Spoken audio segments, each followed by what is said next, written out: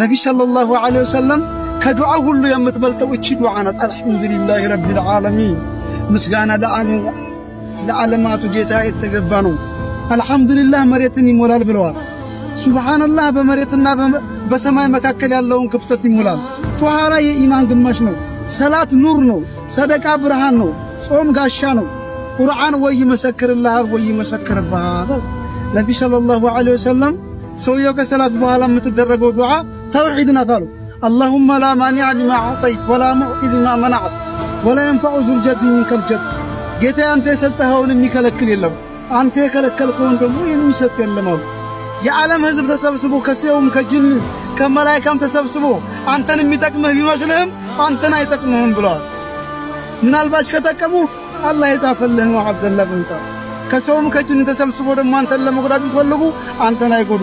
ምናልባት ከጎዱ ቀለሚቱ ቀድማህ ነው አሉ ሰለላሁ ዐለይሂ ወሰለም። ስለዚህ አብደላህ ለአላሁን አላህ ይሁና፣ አላህን ጠብቀው አላህ ይጠብቃል። አላህን ፈልገው ከፊት ለፊት ታገኘዋለህ። ባሪያሁን ባሪያ ይደረግልሃል። ባሪያ አልሆንም ካልክ ግን የባሪያ ባሪያ ትደረጋለህ።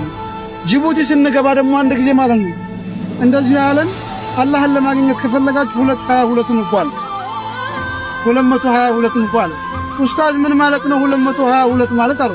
በጅቡቲ አቆጣጠር 2 ሰዓት ማለት ከሌሊቱ 8 ሰዓት መነሳት ማለት ነው። ሁለተኛው 2 ደግሞ 2 ረካዓ መስገድ ነው አሉ። ሶስተኛው 2 ከሁለት አይን እንበዱ ማረግ ነው። ነቢ ሰለላሁ ዐለይሂ ወሰለም ለሊት መቆም የሙእሚን ሸረፍ ነው።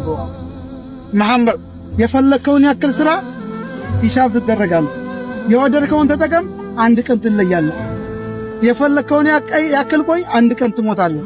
ለሊት ቁም፣ ለሊት መቆም የሙእሚን ሸረፍ ነው። የሰው ልጅ መከበሪያው ሰዎች ያለውን ዓለም መጠየቁ ነው ረሱል ሰለላሁ ዐለይሂ ወሰለም።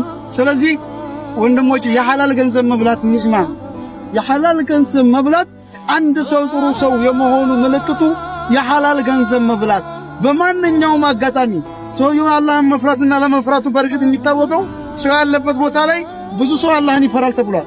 ሰው የሌለበት ቦታ ላይ እድሉ መጥቶለት አላህን ፈርቶ ከዛ ነገር ራሱ ሲያድኑ ኢማም ምንድነው አላቸው።